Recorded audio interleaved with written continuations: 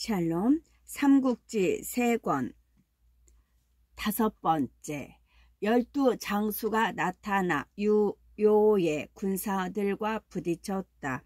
일이 그렇게 번지자 손책과 태사자도 가망 없는 싸움을 그만두고 각기 떨어졌다. 말도 창도 없는 주먹 싸움 대신 다시 말과 창을 갖추어 결판을 내려는 뜻이었다. 태사자는 유요의 군사들에게로 가서 새 말을 얻어 타고 나오고 손책은 정보가 잡아준 자기의 말을 타고 나왔다. 창도 둘 다 새로 얻었다.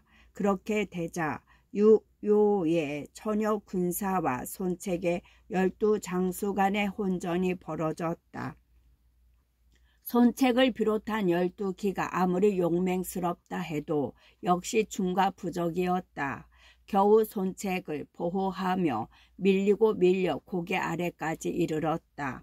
그때 다시 함성이 크게 일며 북쪽에서 주유가 군사를 이끌고 구원을 오고 남쪽에서는 유오가 몸소 대군을 이끌고 태사자를 후원하러 왔다. 싸움은 크게 벌어졌다. 그러나 이미 때가 해질 역인데다 비바람까지 심하게 몰아쳐 제대로 싸울 수가 없었다. 이에 양군은 싸움을 다음 날로 미루고 각기 자기 진체로 돌아갔다. 다음 날이 되었다. 손책이 먼저 군사를 움직여 유요의 진체 앞에 나타났다. 양쪽 군사는 곧 둥그렇게 진을 벌려 싸울 태세를 갖추었다. 이때 손책이 어제 뺏은 태사자의 단극을 긴 장대 끝에 매달아 진문 앞에 내걸게 한 뒤 군사들을 시켜 크게 외치게 했다. 태사자는 어디 있느냐? 어제 재빨리 달아나지 않았다면 여기 찔러 죽었을 것이다. 태사자를 조롱하여 격동시키기 위함이었으나 태사자도 지지 않았다. 곧 전날 뺏은 손책의 투구를 진문에 내건 뒤 역시 자기 군사들을 시켜 소리쳤다. 손책의 머리가 여기 있다. 머리를 두고 달아나는 놈이 어디 있느냐. 그렇게 양쪽에서 서로 이겼다고 우기며 저희 장수 힘자랑을 하니 그 고함 소리에 산천 초목이 들먹일 지경이었다. 한참 뒤에 태사자가 말을 달려나와 다시 싸움을 걸어왔다. 손책은 어디 있느냐? 오늘은 나와 승부를 내자. 손책이 불같은 성미에 또 참지 못했다. 그대로 창을 잡고 말을 박차 나가려는데 정보가 말했다. 주공께서는 힘을 쓰실 필요가 없습니다. 제가 나가 저놈을 잡아오겠습니다. 그리고 말을 달려 태사자를 맞으러 나갔다. 태사자가 그런 정보를 놀렸다. 너는 내 적수가 못된다. 가서 네 주인 손책더러 나오라고 해라. 그 말에 정보는 크게 노했다. 아무 대답 없이 똑바로 태사자를 찔러 가자 곧 한바탕 싸움이 어우러졌다. 정보 또한 예사 장수가 아니라 싸움은 2마리 30번을 부딪도록 형세를 가름할 수 없었다. 그런데 유요가 급히 북을 쳐 태사자를 불러들였다. 이제 막 적장을 사로잡으려 하는데 무슨 일로 갑자기 군사를 거두게 하셨습니까? 태사자가 분한 듯 유요에게 물었다. 유요가 안색까지 변해 황망스레 대답했다. 방금 들으니 주유란 놈이 고가를 쳐서 손에 넣었다 한다. 진무란 놈이 성 안에서 호응의 주유를 맞아들였다. 이미 내 가솔들과 근거지를 잃었으니 이곳에는 오래 머물 수가 없다. 급히 말릉으로 가 설레와 작융의 군마를 합친 뒤에 적을 맞도록 해야겠다. 태사자도 그 말을 듣자 더 불평하지 못하고 유요가 군사를 물리는 걸 도왔다. 손책은 태사자가 뒤를 지키니 감히 유요를 뒤쫓지 못했다. 장사로 있는 장소로 권했다. 장사로 있는 장소가 권했다. 적군은 주유에게 고가를 뺏긴 바람에 싸울 마음이 전혀 없습니다. 오늘 밤쯤 적의 진체를 급습하는 게 좋겠습니다.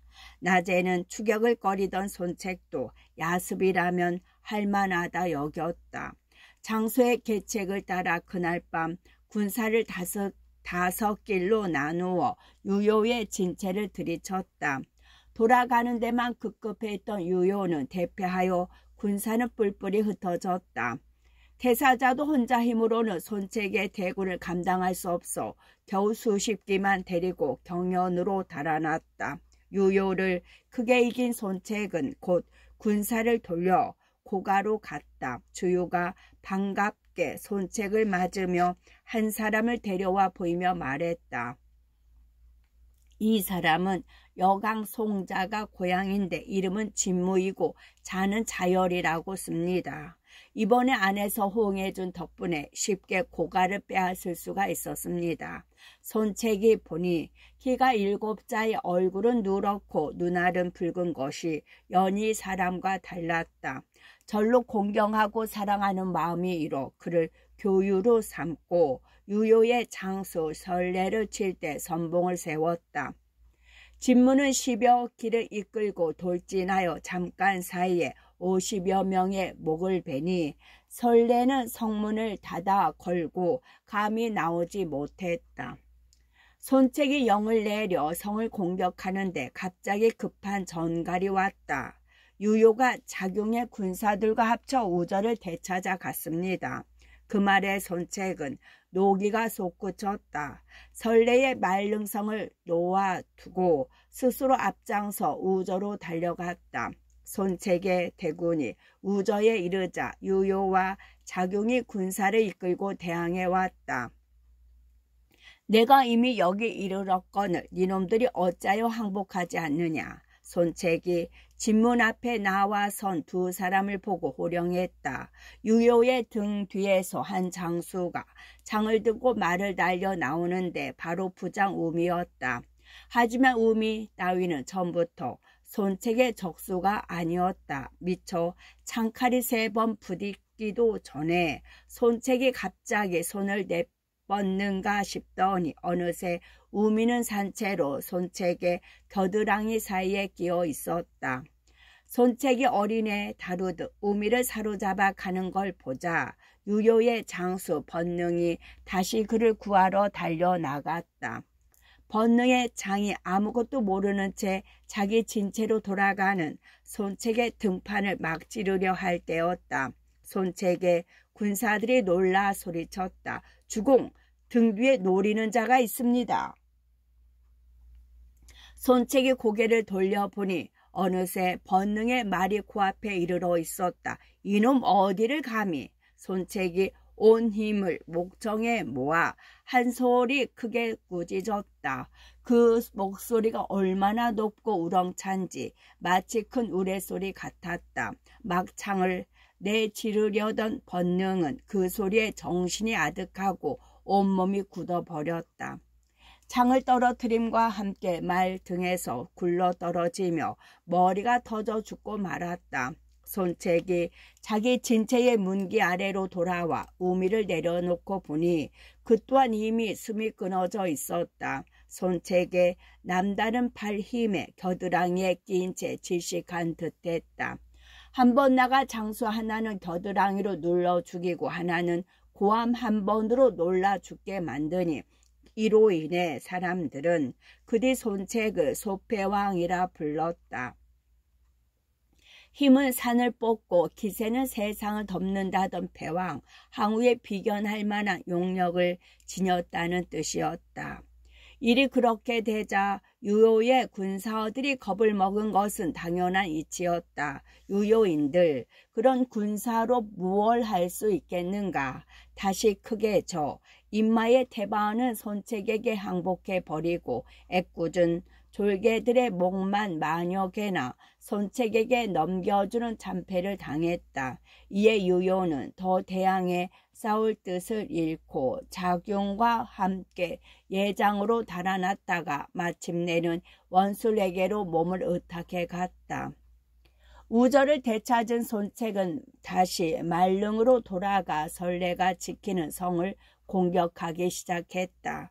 그러나 성곽이 견고하고 설레 또한 만만치 않아 적잖이 군사가 상할 게 염려되었다. 그래서 손책은 성을 공격하기에 앞서 몸소 성벽 아래로 가 설레를 불러냈다. 유요가 져서 달아난 일을 알리고 항복을 권하려 함이었다. 성벽 위에 있던 설레는 대답 대신 가만히 활 잘 쏘는 장수 하나를 시켜 눈 아래 있는 손책을 쏘게 했다. 화살이 날아오는 걸 보고 손책이 얼른 몸을 틀어 피했으나 워낙 가까운 거리라 화살은 손책의 왼쪽 허벅지에 깊숙이 꽂혔다. 손책은 아픔을 이기지 못해 한마디 무거운 신음과 함께 몸을 뒤집으며 말에서 떨어졌다. 여러 장수들이 급히 손책을 구해 진채로 모셔간 뒤 화살을 뽑고 고약을 붙였다. 다행히 허벅지라 목숨이 위태로울 지경은 아니었다. 손책은 아픈 가운데도 한 꾀를 내었다. 자기가 화살에 맞아 죽었다는 거짓 소문을 퍼뜨리게 하여 설레를 성 밖으로 유인해 내려는 꾀였다. 갑자기 손책의 진체에 곡성이 울려 퍼지자 설레는 가만히 사람을 보내 알아보게 했다. 손책이 그 화살에 맞아 죽었다고 합니다. 장졸들이 모두 슬피 울며 채를 뽑아 돌아갈 준비를 하고 있습니다. 그 같은 말을 들은 설레는 기뻤다. 주장 손책이 죽은 다음에야 두려워할 게 없다고 여겨 그날 밤으로 역습에 나섰다. 성 안에 있는 모든 군사들은 장영과 진횡 두 장수에게 맡겨 한꺼번에 성을 나가 돌아가는 손책의 군사들을 치게 했다. 장영과 진횡도 신이나 손책의 군사들을 쫓기 시작했다. 그런데 얼마 뒤쫓기도 전에 호련 사방에서 복병이 일며 죽었다 하던 손책이 앞장서 소리쳤다. 이놈들 손책이 여기 있다. 얼른 항복하지 못하겠느냐?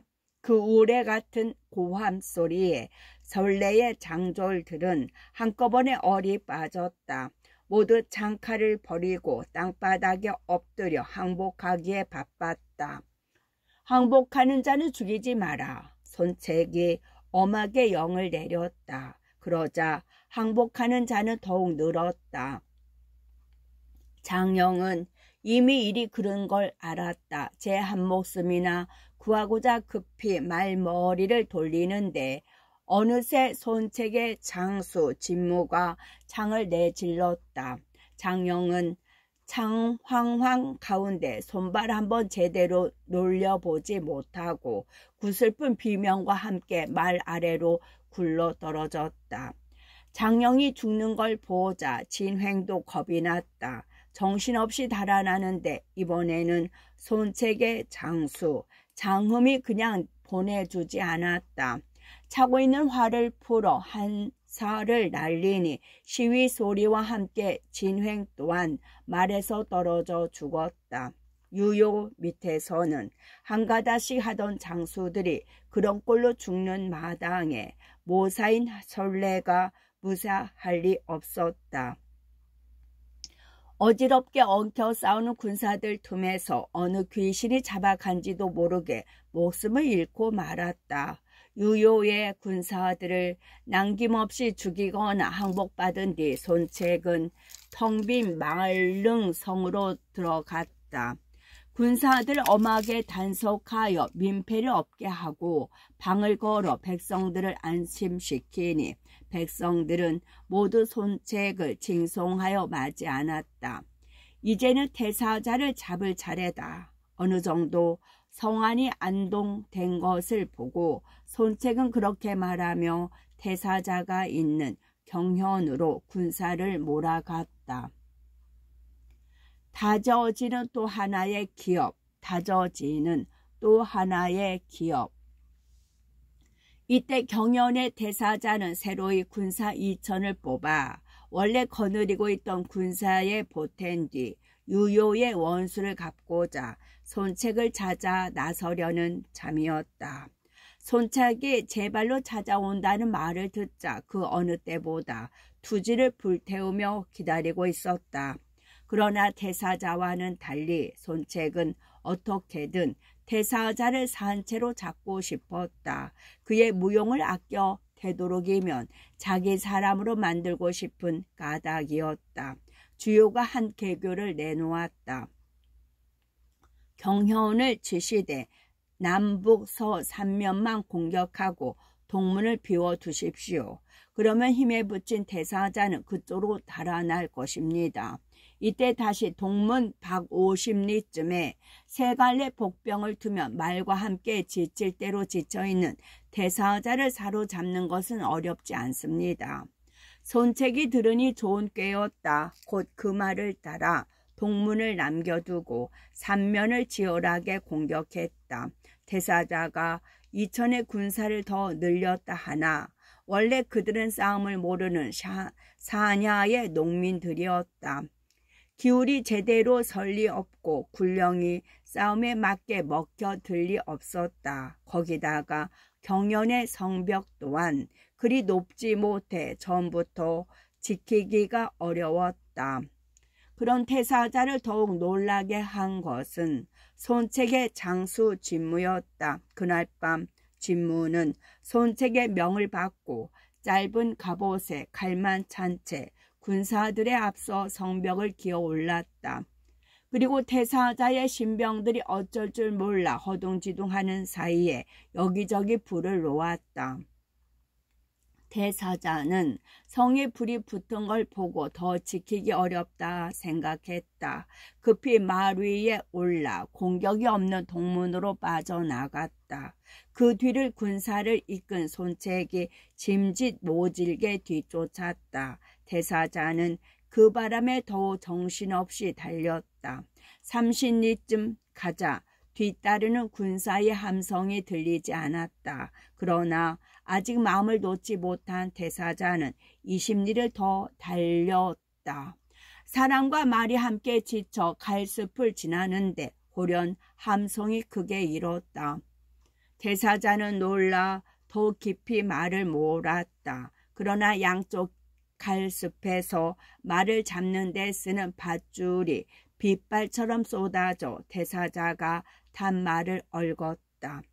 다리가 얽힌 말이 쓰러지자 태사자도 곤두박질 치며 갈습에 처박혔다. 그러자 숨어있던 복병들이 우르르 덮쳐 지칠 대로 지친 태사자를 꼼짝 못하게 묶어버렸다.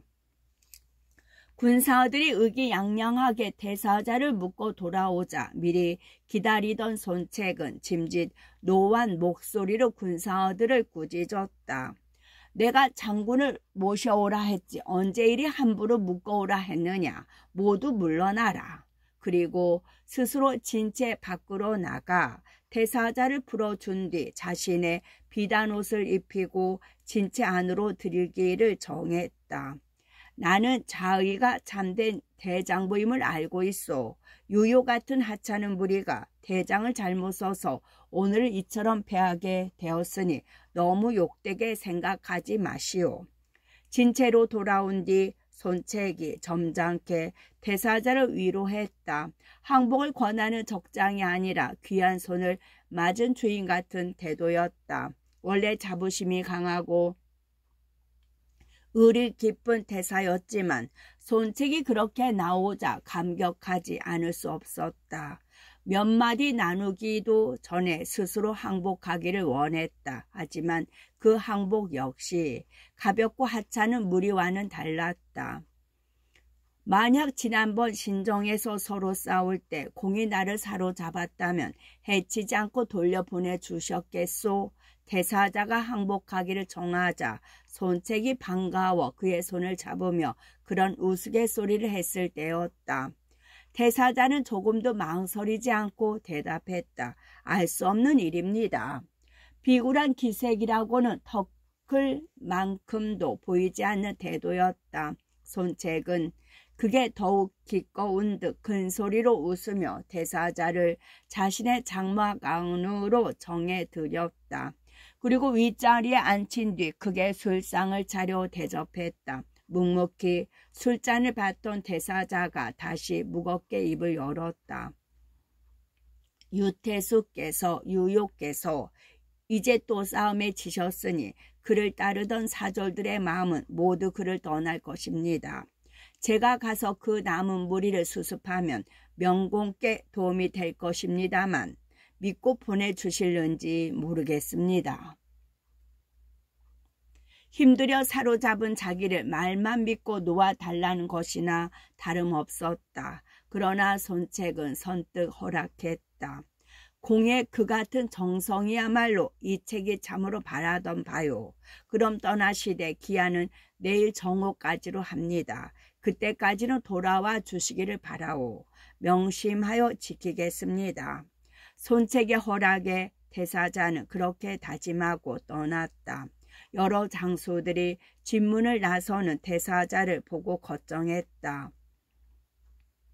대사자는 지금 가면 반드시 돌아오지 않을 것입니다. 그도 그럴 것이 진중이란 원래 속임수가 욕될 것 없는 데다 대사자가 손책과 있는 것이 겨우 반나절도 안 되었던 까닭이다. 그러나 손책은 자신있게 말했다.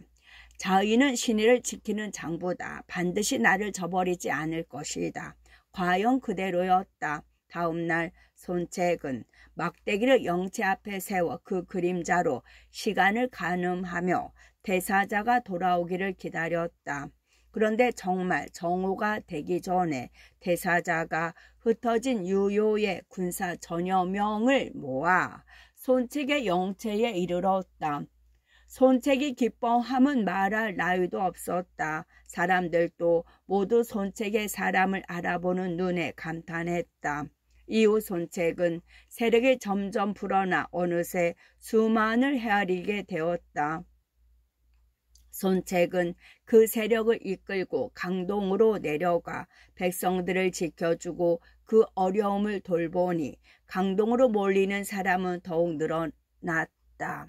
백성들은 모두 손책을 손랑이란 옛날의 애칭으로 부르며 우러러 맞지 않았고 힘만 믿고 백성들을 괴롭히던 무리는 그 손랑의 군사들이 온다는 말만 들어도 겁을 먹고 달아났다. 어디를 가더라도 손책의 군사들은 한 사람도 노략질하는 법이 없을 뿐 아니라 닭과 개조차 놀라게 하지 않음에 백성들은 한결같이 기쁨으로 맞아들였다. 하지만 그렇다고 손책이 자기가 거느리는 장졸들을 박하게 대하는 것은 아니었다. 수고로움이 있으면 소를 잡고 술을 내려 군사들을 위로했고 세운 공이 있으면 금과 비단을 내려 보답했다. 그 때문에 손책의 군사가 지나는 들판은 언제나 기쁜 함성으로 메워졌다. 유효의 옛 군사들도 그대로 남아 따르기를 원하는 자는 그 청을 들어주었고 따르기를 원치 않는 자는 재물을 주어 농민으로 돌아가게 했다. 강남의 백성치고 우러르고 진송하지 않는 이가 없을 정도가 된 뒤에야 손책은 다른 곳에 피해 있던 어머니와 여러 아우들을 고가로 옮겨왔다. 그리고 아우 손권과 장수 주태에게 선성을 지키게 한 뒤 자신은 군사를 이끌고 동으로 오군을 취하러 떠났다. 이때 엄백호란 자가 있어 스스로를 동호의 덕왕이라 칭하며 오군을 근거지로 삼고 부장들을 보내 오정과 가흥을 지키게 하고 있었다. 손책의 군사가 온다는 말을 듣고 아우 엄여를 보내 맞게 했다. 엄여의 군사와 손책의 군사가 부닥친 곳은 풍교라는 땅이었다. 엄여는 큰 칼을 비껴들고 말을 탄 채 다리 위에 서 있었다. 그 꼴을 본 손책이 얼른 말을 채찍질해 나가려 했다. 장괭이 말렸다. 물을 우두머리 대는 장수는 삼군의 명이 메인 몸이니 가벼이 나가 보잘것없는 적과 함부로 창칼을 맞대는 법이 아닙니다. 장군께서는 스스로를 무겁게 여기십시오. 손책도 그 말을 알아들었다. 그러나 선뜻 받아들일 수는 없는지 한마디 했다. 선생의 말씀은 금같이 귀합니다. 하지만 제가 몸소 위태로움을 무릅쓰지 않으면 장졸들이 제 명을 따르지 않을까 두렵습니다. 그러다가 장병이 거듭 말리자 비로소 한당을 내보냈다. 한당이 다리 위에 이르렀을 무렵 손책의 다른 장수 장흠과 주태는 미리 작은 배로 강변을 따라 올라가 그 다리를 지나고 있었다. 저쪽 언덕에 있던 어묘의 군사들이 그 두 사람에게 어지러이 화살을 날렸다. 그러나 둘은 몸을 뒤집어 피하며 언덕에 오르더니 집단 베듯 적병들을 베어 넘기기 시작했다. 갑자기 뒤가 찔린 셈이 된 어묘는 더 이상 다리 위에서 버티고 있을 수가 없었다. 달려드는 한당을 버려두고 말머리를 돌려 저희 졸개들 쪽으로 달아났다. 한당이 군사를 몰아 그런 어묘의 뒤를 급하게 쳤다. 그러자 어묘의 졸개들은 저희가 창문이라 부르는 성문 쪽으로 쫓겨 들어가 굳게 성문을 닫아 걸었다. 성 밖에서는 더 저항하는 적군이 없자 손책은 군사를 물과 무트로 나누어 나가게 한 뒤 그대로 오성을 에워싸 버렸다. 엄청난 손책의 기세에 질렸는지 엄백호는 싸울 생각을 하지 않았다. 성이 포위된 지 사흘이 되도록 아무도 나와 대적하는 사람이 없었다. 손책은 군사를 이끌고 창문 앞으로 나가 성 위에 군사를 불러냈다. 항복을 권유하고자 함이었다. 엄백호의 장수 하나가 나타나더니 왼손 바닥으로 문로의 기둥을 감싸듯 짚은 채 오른손 가락으로 항복을 권하는 손책을 가리키며 욕했다. 개수장 말하라. 우리 주공께서 낮잠만 깨시면 젖비린내 나는 니놈의 주둥이를 한 발이나 찢어 놓을 것이다. 이때 태사자가 가만히 화를 끌어내 시위에 살을 먹이며 주위에 있는 장졸들에게 말했다. 저놈의 왼손 등을 뚫어 놓으리라. 말이 채 끝나기도 전에 시위 소리가 나더니 화살은 어김없이 적장의 왼손 등을 꿰뚫고 나무 기둥 깊숙이 꽂혔다. 외마디 비명과 함께 나무 기둥에 달린 채 몸을 비틀고 있는 그 장수를 보자 성 위의 군사들은 모두 간담이 서늘해졌다. 그러나 성 아래 손책의 군사들은 한결같이 태사자의 귀신 같은 활솜씨에 갈채를 보냈다. 여럿이 달려들어 그 장수를 구했으나 그 꼴을 본 엄백호는 몹시 놀랐다. 저쪽 군사에 이토록 무서운 솜씨를 가진 장수가 있으니 무슨 수로 대적하겠느냐. 그 같은 찬탄과 함께 사자를 손책의 진중에 보내 화평을 구하게 했다. 사자로 뽑힌 엄백호의 아우 염여는 성을 나가 손책을 보기를 정했다. 손책은 어묘를 장막 안으로 맞아들이고 먼저 술을 내어 대접했다. 그래, 영형의 뜻은 어떠하시오? 술자리가 익어갈 무렵 손책이 문득 물었다. 어묘가 별 생각 없이 제 형에게서 들은 대로 대답했다. 형님께서는 장군과 강동을 나누어 가지시려 합니다. 뭐라고? 지새끼 같은 놈들이 어찌 감히 나와 맘먹으려 하느냐. 손책이 성난 목소리로 그렇게 꾸짖더니 좌우를 돌아보며 영을 내렸다. 여봐라. 이놈을 끌어내어 목을 베라. 내 이놈의 목으로 엄백호의 방자한 말에 대한 답을 삼으리라. 그 말에 어묘는 놀라 몸을 일으키며 제 몸이라도 보호할 양으로 차고 있던 칼을 빼들었다. 그러나 손책이 더 빨랐다. 어느새 뽑아든 칼을 날려 어묘를 베니 어묘는 비를 품으며 나 뒹굴었다. 저놈의 목을 베어 성 안으로 돌려보내라. 손책이 피 묻은 칼을 씻으며 그렇게 영을 내렸다. 엄여를 따라온 자들은 제목 성한 것만도 다행으로 여기며 엄여의 목을 거두어 꽁지를 쌓아 말고 성 안으로 돌아갔다. 엄베코는 일이 글렀다 생각했다. 아우의 원수 갚을 생각은커녕 제 한몸 살기에 급급해 한번 싸워보지도 않고 성을 버리고 도망쳤다. 손책은 그런 엄베코를 뒤쫓는 한편 사람을 보내 그의 다른 성도 거두어 들이게 했다. 황제가 힘써 싸워 가흥을 빼앗고 이어 태사자도 오정을 떨어뜨리매 인군의 여러 주가 모두 손책의 깃발 아래 병정됐다. 엄베코는 여항으로 달아나 백성들을 노략질하다가 거기서도 능졸한 사람이 골 사람을 이끌고 대항하는 바람에 한바탕 낭패를 보고 이번에는 회개로 달아났다. 능조 부자는 엄베코를 내쫓은 뒤 손책을 맞아들였다.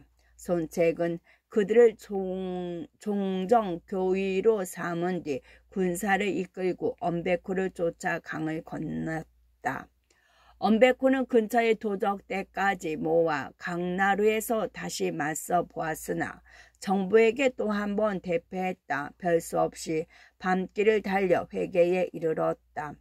회계 태손 왕랑은 엄베코와 전부터 알던 사이였다. 거기다가 손책의 야심이 자기라고 남겨둘 것 같지 않아 군사를 이끌고 엄베코를 구하려 했다. 그때 한 사람이 나서서 말렸다. 아니 됩니다. 손책은 인위의 군사를 부리고 있고 엄베코는 보악한 장수입니다. 차라리 엄베코를 사로잡아 손책에게 바치는 것이 마땅합니다. 왕랑이 보니 회계의 여유 땅 사람의 우번이란 굴리였다. 그러나 이미 생각을 정한 왕랑은 우번을 꾸짖어 물리쳤다. 이제는 회계도 왕랑의 땅으로 남지 못하겠구나. 우번은 그렇게 탄식하며 떠나버렸다. 그러나 대세의 흐름을 보지 못한 왕랑은 군사를 이끌고 엄베코를 만나 산음의 들판에 함께 진을 쳤다. 두 군사를 합쳐 놓으니 잠옷 기세가 드높았다. 이윽고 손책이 이르자 양쪽 군사는 원을 이루며 대진했다. 손책이 말을 몰고 앞서 나가 왕랑에게 소리쳤다. 나는 의인의 군사를 일으켜 절강 땅을 평안케 하려 한다. 그런데 너는 어찌 도적을 도와 감히 내게 맞서려 하느냐. 이속컴컴한 놈아, 아직도 욕심이 차지 않느냐. 이미 오군을 얻어놓고 다시 힘으로 나의 땅을 빼앗으려 드는구나. 이제 내가 엄씨를 위해 그 원수를 갚아주러 왔으니 그 목이 어깨 위에 붙어있을 틈도 오래 남지 않았다. 왕랑도 지지 않고 손책을 꾸짖었다. 분을 못 이긴 손책이 창을 꼬나들고 나서려는데 태사자가 먼저 말을 달려나갔다. 태사자의 용맹을 모르는 왕랑 또한 칼춤을 추며 말을 박차 달려나왔다. 하지만 전부터 왕랑은 태사자의 적수가 아니었다. 몇 탑 부딪기도 전에 제준이 불리한 걸 알아본 왕랑의 장수 주훈이 도우러 달려나갔다. 손책의 진중이라고 가만히 보고 있을 리 없었다. 황제가 말을 달려나가 주훈을 가로막았다. 북소리 징소리 요란한 가운데 한동안 두 패의 싸움이 볼만하게 어우러졌다. 그러나 미처 승부를 가리기도 전에 왕랑의 뒤편이 먼저 어지러워지며 한때의 군마가 쏟아졌다. 주유와 정보가 뒤로 붙어 치고 든 때문이었다.